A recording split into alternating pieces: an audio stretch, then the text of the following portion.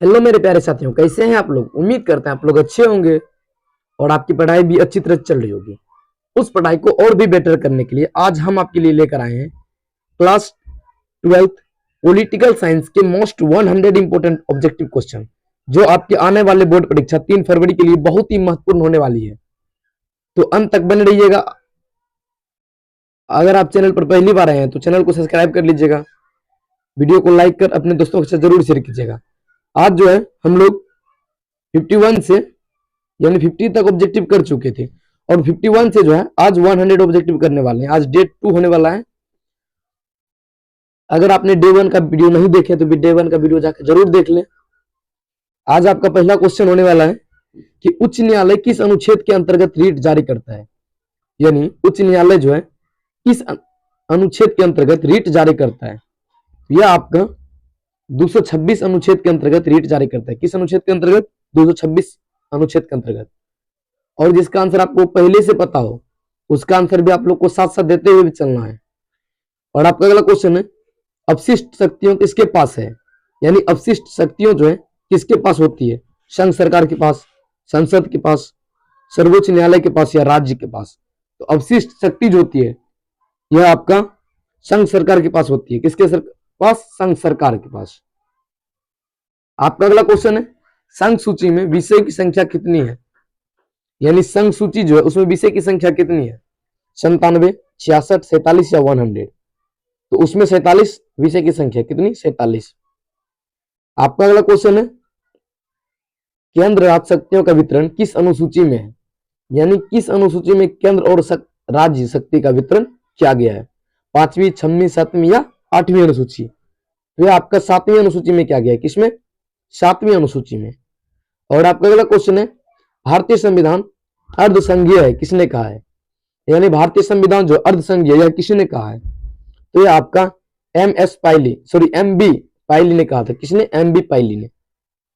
और आपका अगला क्वेश्चन है, विदेशी मामले किस सूची में है? संघ सूची, राज्य सूची, समवर्ती सूची या कोई नहीं। तो विदेशी मामले जो है यह आपका संघ सूची में। किसमें? संघ सूची। यानी ऑप्शन ए जो है इनका बिल्कुल सही आंसर हो जाएगा।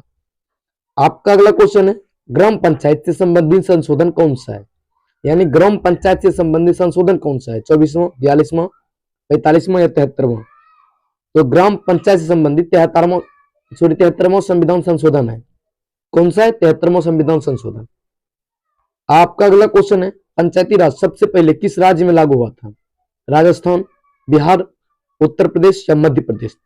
तो पंचायती राज जो है सबसे पहले राजस्थान में लागू हुआ था। कहां पे? राजस्थान में।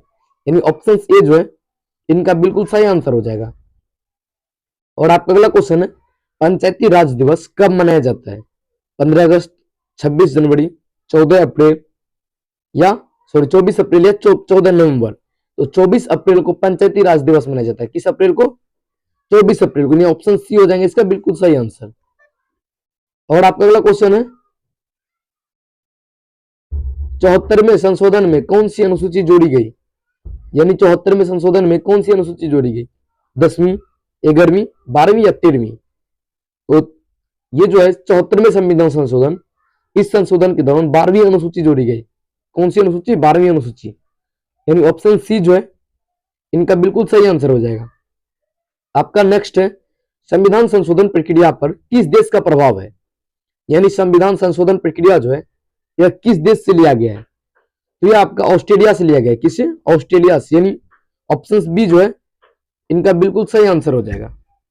और आपका अगला क्वेश्चन है, यानी क्वेश्चन नंबर 62 है, वित्तीय आपातकालीन किस अनुच्छेद से संबंधित है। यानी वित्तीय आपातकालीन जो है यह किस अनुच्छेद से संबंधित है? 352, 356, 360 या 362। तो ये आपका 360 अनुच्छेद से संबंधित है। किससे? 360। यानी ऑप्शन सी जो है इनका बिल्कुल सही आंसर हो जाएगा। आपका अगला क्वेश्चन है, भारतीय संविधान को सामाजिक दस्तावेज किसने कहा? गैंग्रीविल Austin, HB. Kamat, K.T.. Shaw या हॉब हाउस।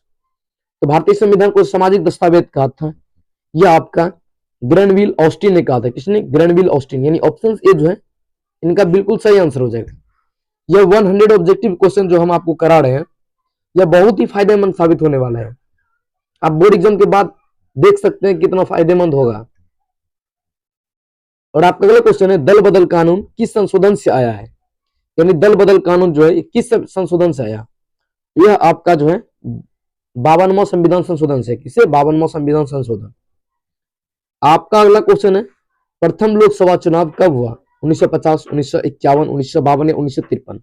तो प्रथम लोकसभा चुनाव 1951 से, कब से? 1951 से 1952 में हुआ था, लेकिन मुख्य रूप से 1952 में हुआ था। कब हुआ था? 1952 में। आपका अगला क्वेश्चन है, राष्ट्रपति सर्वोच्च न्यायालय से परामर्श किस अनुच्छेद से लेता है? अनुच्छेद 141, अनुच्छेद 142, अनुच्छेद 143, अनुच्छेद 144। तो सर्वोच्च न्यायालय जो है, राष्ट्रपति सर्वोच्च न्यायालय से परामर्श यह आपका अनुच्छेद 143 से लेता है। किससे? 143 से। और आपका अगला क्वेश्चन है, अफसर की समानता किस अनुच्छेद में है? यानी अफसर की जो समानता है किस अनुच्छेद में है? यह आपका जो है अनुच्छेद 16 कहता है अफसर की समानता। कौन कहता है? अनुच्छेद 16। और आपके लिए इससे रिलेटेड एक क्वेश्चन, अस्पृश्यता का उन्मूलन किस अनुच्छेद में है? यह क्वेश्चन हम पीछे के ऑब्जेक्टिव सीरीज में करवाए हैं कि अस्पृश्यता का उन्मूलन जो है किस अनुच्छेद में वर्णित है। इसका आंसर आप लोग को देना है। आपका अगला क्वेश्चन है, मूल संरचना सिद्धांत किस वाद से संबंधित है? गोलकनाथ से, केशवानंद भारती केस से, मेनका गांधी केस से, या इनमें से कोई नहीं? तो मूल संरचना सिद्धांत जो है यह आपका केशवानंद भारती केस से संबंधित है। किससे? केशवानंद भारती केस से। आपका अगला क्वेश्चन है, भारतीय संविधान कब लागू हुआ? यानी लागू होने का बात कर रहा है, भारतीय संविधान कब लागू हुआ? तो लागू हुआ था 26 जनवरी 1950, जिसको हम लोग गणतंत्रता दिवस के रूप में मनाते हैं। लेकिन अगर पूछे कि भारतीय संविधान तैयार कब हुआ, तो 26 नवंबर 1949 को हुआ था। कब? 26 नवंबर 1949 को हुआ था। ये भी आपको आंसर याद रखना है। आपका इसी तरह अगला क्वेश्चन है, राज्यपाल विधानसभा भंग किस अनुच्छेद से करता है? यानी राज्यपाल विधानसभा को भंग किस अनुच्छेद से कर सकता है? यह अनुच्छेद 174 से कर सकता है। आपका अगला क्वेश्चन है, संविधान में कुल अनुसूचियां कितनी है? 9, 11, 12 या 14? तो संविधान में टोटल 12 अनुसूची है। कितनी? 12 अनुसूची है। और आपका अगला क्वेश्चन है, प्रस्तावना का विचार किस देश से लिया गया? अमेरिका से, कनाडा से, ऑस्ट्रेलिया से, आयरलैंड से? तो प्रस्तावना जो है इसका विचार अमेरिका से लिया गया है। किससे? अमेरिका से। यानी ऑप्शन ए जो है इनका बिल्कुल सही आंसर हो जाएगा। आपका अगला क्वेश्चन है, प्रस्तावना से संविधान का अंग किस वाद से माना गया? यानी प्रस्तावना को संविधान का अंग किस वाद के बाद माना गया? यह केशवानंद भारती केस के बाद माना गया था। संविधान को प्रस्तावना को संविधान का एक अभिन्न हिस्सा माना गया था। आपका 74 क्वेश्चन है, निम्न में से कौन भारतीय संविधान की विशेषता नहीं है? लिखित संविधान, संसदीय संविधान, सरकार, संघीय सरकार, एकात्मक सरकार? तो इसमें से नहीं है पूछा तो नहीं, एकात्मक सरकार हमारे देश में नहीं है। आपका अगला क्वेश्चन है, भारतीय अमेरिका संघवाद में कौन सी विशेषता समान नहीं है? यानी भारतीय और अमेरिका में जो है कौन सी विशेषता समान नहीं है? संविधान की सर्वोच्चता, शक्तियों का विभाजन, निष्पक्ष न्यायपालिका या द्वैध नागरिकता?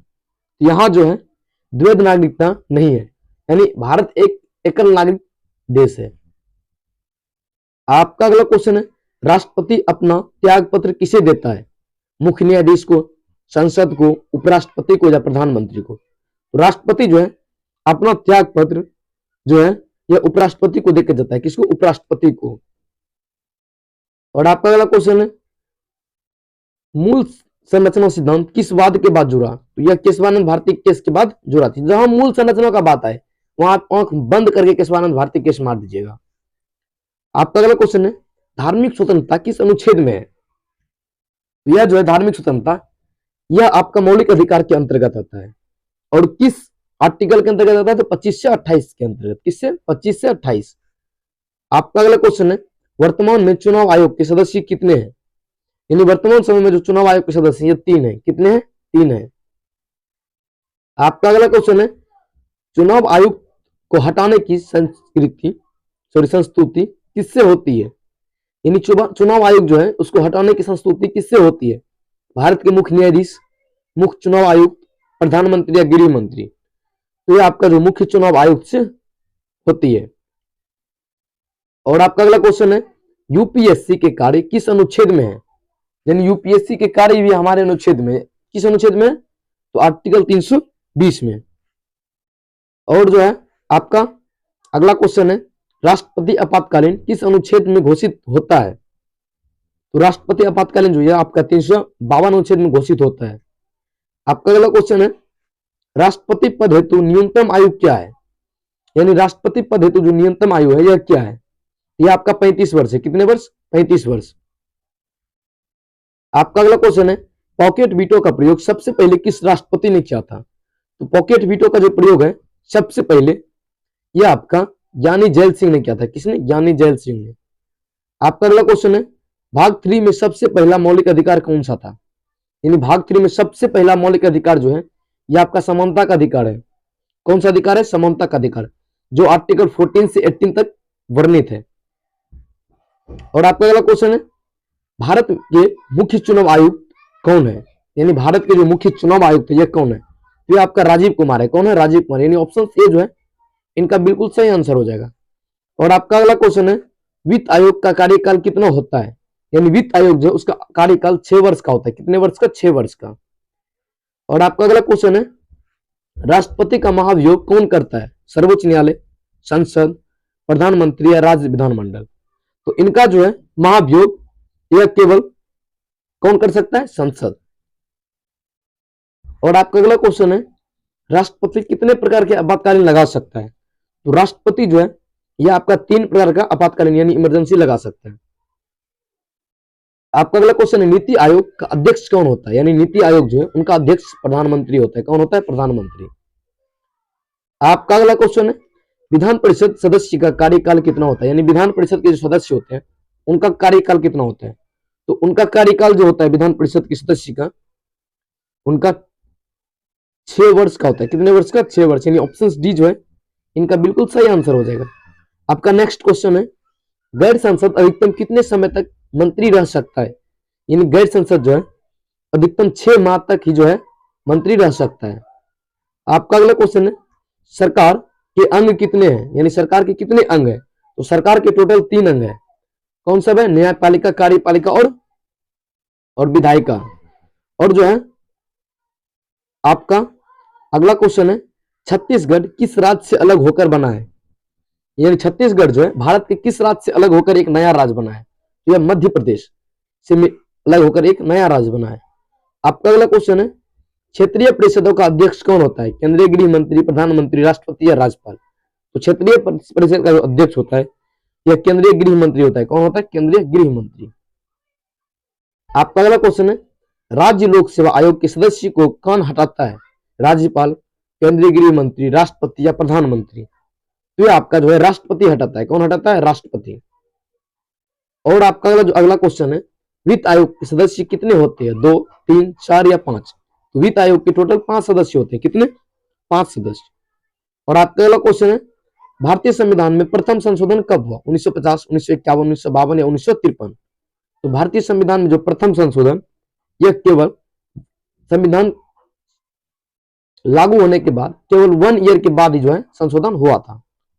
और आपका अगला क्वेश्चन है भारत किस प्रकार का गणराज्य है, तो भारत जो है एक संपूर्ण प्रभुत्व संपन्न समाजवादी पंथ निरपेक्ष गणराज्य, यानी उपयुक्त सभी हो जाएगा, यानी ऑप्शन डी जो है इनका बिल्कुल सही आंसर हो जाएगा।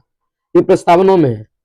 और आपका अगला क्वेश्चन है भारत में अब तक कितने आम चुनाव हो चुके हैं, तो भारत में टोटल अभी 19 आम चुनाव हो चुके हैं, जिसमें 19वां प्रधानमंत्री कौन है, इसका आंसर आप लोग को कमेंट में देना है। तो दोस्तों ये थी आज की क्लास। अब जो है मैं थोड़ा सा आपको एक चैनल के बारे में बताना चाहूंगा। एक हमारा न्यू चैनल है विद्यारूपा जीके जीएस, क्या है, सॉरी VS जीके जीएस, जिस पर आपको किसी भी कॉम्पिटिटिव एग्जाम के लिए जीके जीएस उपलब्ध होगा। यानी आप किसी भी चीज की तैयारी करें, चाहे बिहार पुलिस हो, आर्मी हो, बीपीएससी हो, यूपीएससी हो या एसएससी जीडी, किसी भी फील्ड में तैयारी कर रहे होंगे तो आप लोग के लिए ये VS जीके जीएस सबसे इंपोर्टेंट जीके जीएस लेकर आएगा। तो आप लोग से उम्मीद है कि आप लोग इस चैनल को जाके जरूर सब्सक्राइब करेंगे और आप लोग अपना फ्यूचर के लिए एक अच्छा सा गोल, जो आपका फ्यूचर गोल होगा, उसको उसको साकार करने के लिए हमारा भरपूर प्रयास रहेगा। तो आप लोग ये चैनल को जाकर जरूर सब्सक्राइब कर लें। मिलते हैं इसी तरह के नए वीडियो के साथ, तब तक आप अपना ख्याल रखें, अपने परिवार का ख्याल रखें। धन्यवाद।